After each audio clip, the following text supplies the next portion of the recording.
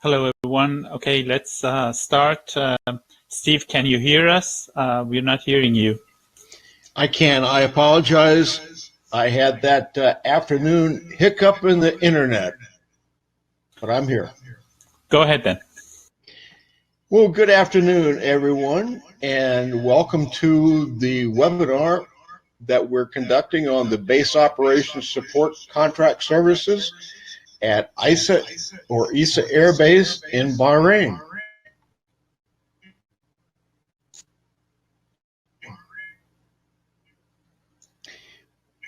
We're recording this webinar, and the link to the recording will be sent to you within 24 hours.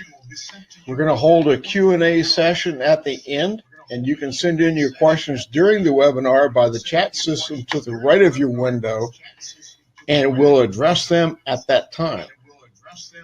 You can also download this presentation by clicking on the link under File at the right-hand side of your window.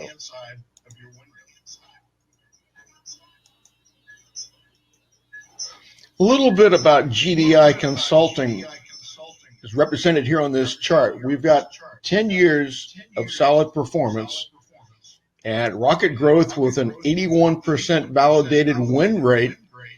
And the experience includes over 50 proposal managers and writers with experience covering almost all federal agencies, and over 84% have more than 20 years of government proposal experience. Steve, you have a little bit of an echo. Can you check your microphone just to make sure? If not, just continue on. Yes, I can. How's that? That's much better. Okay. Well, here's a chart that exemplifies some of the contracts that we've won, that we've helped win, to include IT engineering, management and professional services, and construction and environmental facility maintenance. Well, let's go through an outline of the webinar. What you're going to get here is a discussion of the focus of the procurement, highlights of the procurement, scope, proposal structure, and so forth, down to the Q&A that I mentioned earlier. The work on this procurement includes providing all the management, supervision, labor, materials, equipment necessary to provide services at the facility in Bahrain, to include management and administration, force protection at the galley, electrical, wastewater, transportation, and environmental, everything that you would imagine would take place at that location. Section J in the procurement provides data such as maps, floor plans, and tables to represent the type and quality and location of the services that the government expects us to provide. The solicitation number is listed here. It's available on FBO. The agency is NAVFAC Atlantic. The initial RFP dropped January 31st, so it's been around for a little while. And so far, there's been 12 amendments, the latest of which was October 23rd. Now, in the amendments, they talked about having a pre-proposal conference with a site visit on November 3rd, 2019. But if you have not already sent in an application to attend, we're out of luck, because the deadline for that was October 10. The proposals will be due December 3rd, 2019. They've got to be hand delivered, okay, via express mail carriers. Specific instructions are in the RFP. This is an unrestricted bid, okay, where they anticipate a single award IDIQ contract, and the estimated value that we've come up with is based on the current year's total estimated price for the recurring work at 19 mil and the non-recurring work at 11,247,000. The period of performance will be 1 year with 7 option years for a total of 8 years. The next code is Facility Support Services. There will be 1 awardee. And the place of performance, as I mentioned, is at the ESA Air Base in Bahrain and the outlying support sites, including a Patriot battery at Rifa in Bahrain. And security clearance requirements will be included in the task orders.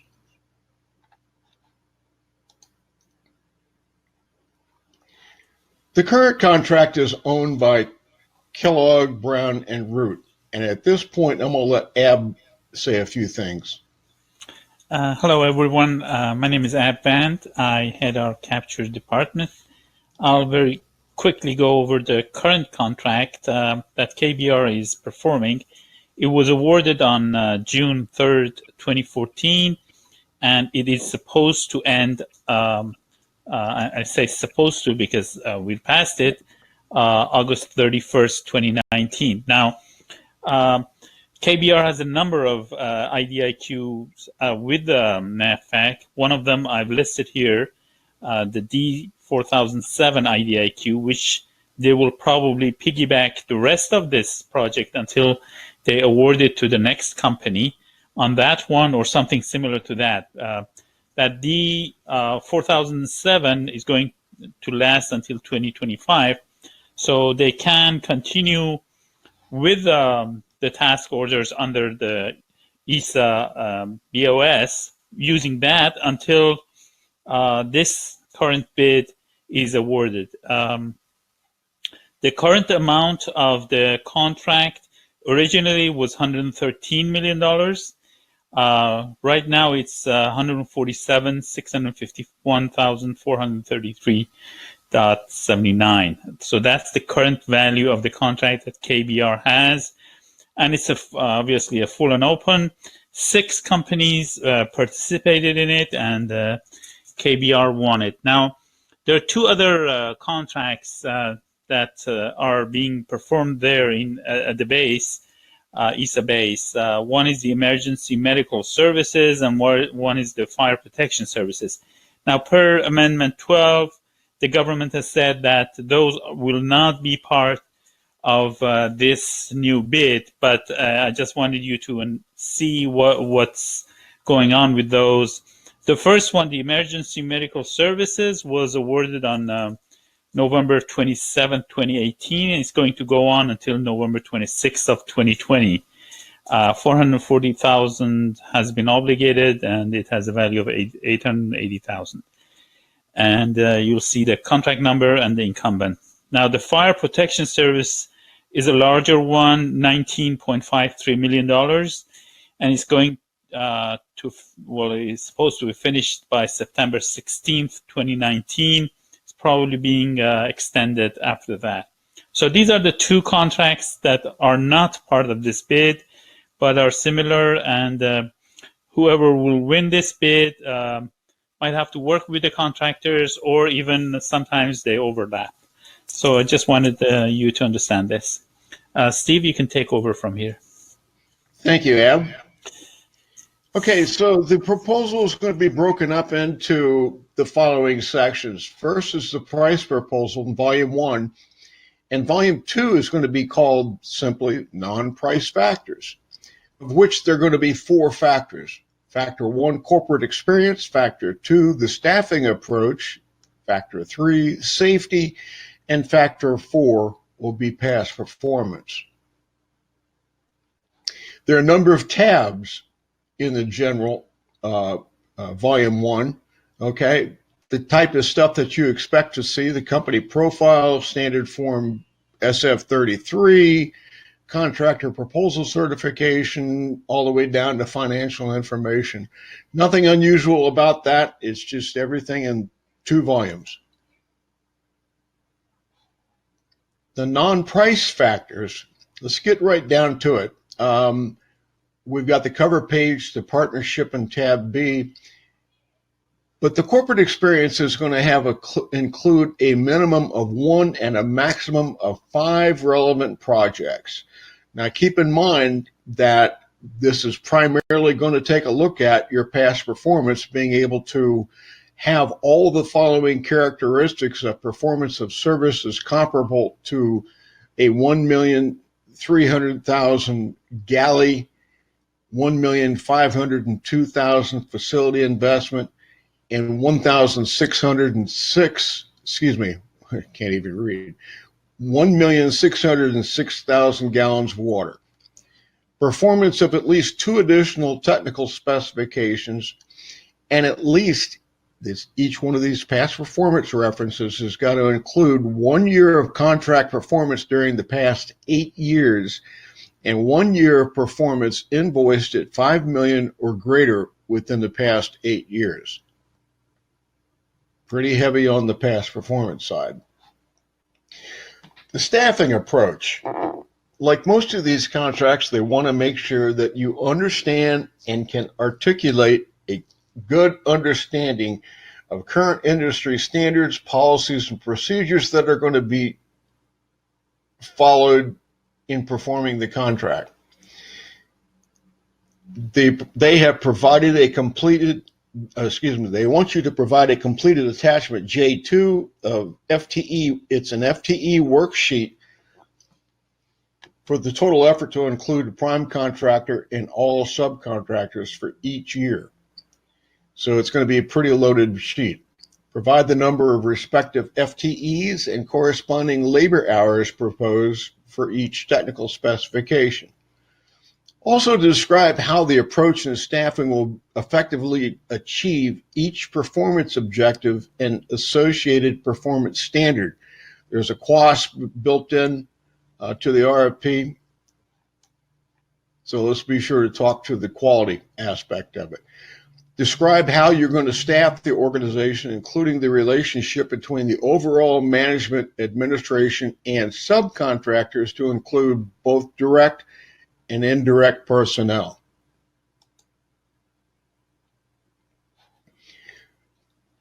Factor 3, your safety standards, okay, is going to be evaluated as acceptable or unacceptable. If you don't pass, though, you're not going to be considered.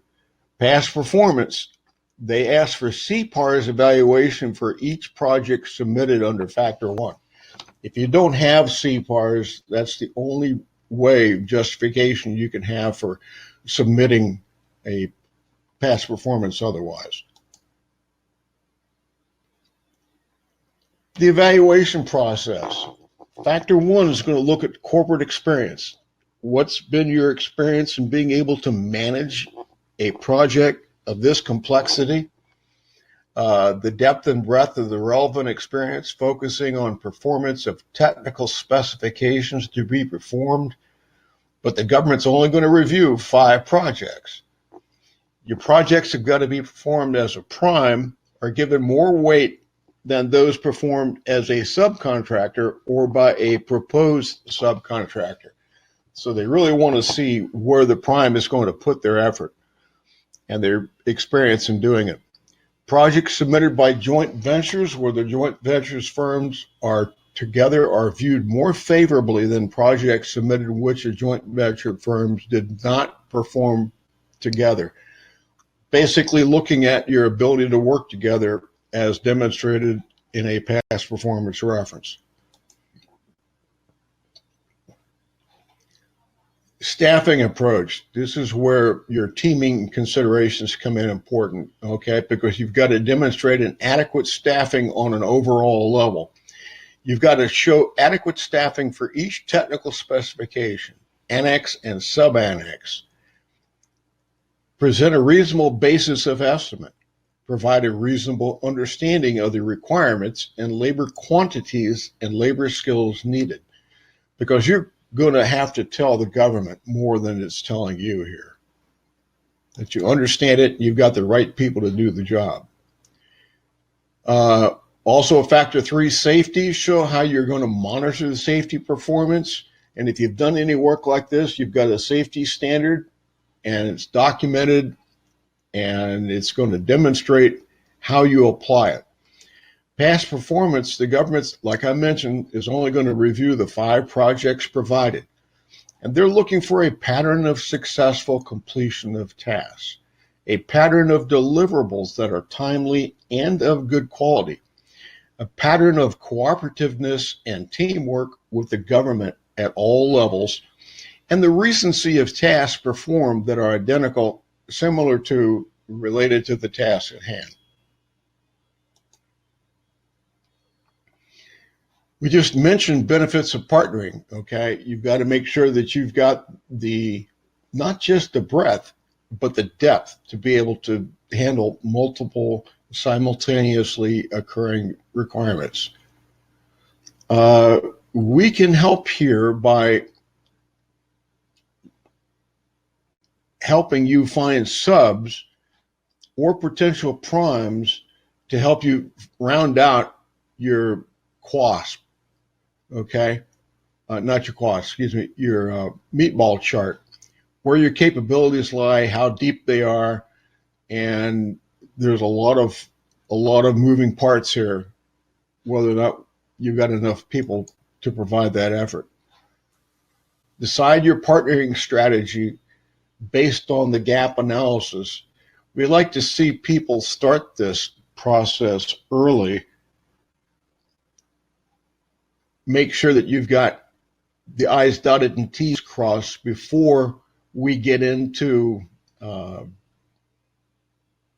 timing on the proposal. Again, there have been multiple amendments with questions and answers, and you should look at each one of the amendments to make sure that you understand what they are, and those amendments are going to demonstrate the type of competition that you have by the questions. We also recommend that you get outside help. You know, as Ab will tell you, it's not necessarily us, but use a capable proposal team, at least with a proposal manager and technical writer, to work with your own SMEs. Get the proposal reviewed by an independent body. That's really important to make sure that you don't leave anything to chance, that you've got all your pieces together and you've integrated the previous amendments, the questions and answers. We can provide you with full proposal development, from capture management support to developing the proposal and executing it. Reviewing and auditing, we can support the reviews, which includes all factors of this. We can look at your pricing.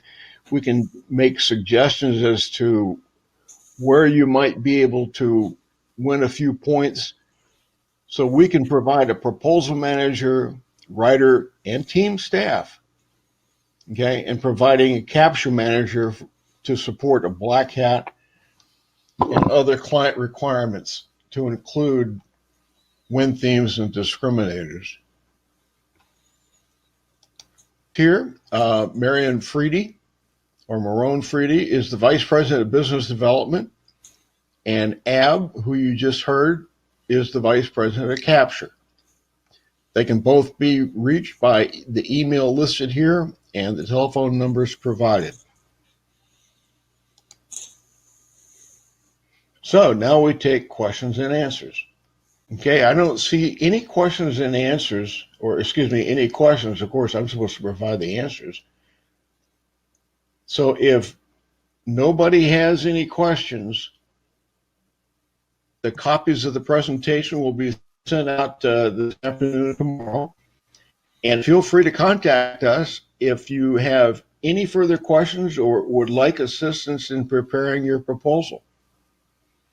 So from that, I will say, have a wonderful afternoon. Thank you for joining us. We have another one in a couple of hours. If you'd like to participate, please just go to our website and send in a request for to be added to the list of invitees. Well, thank you very much, and have a wonderful day.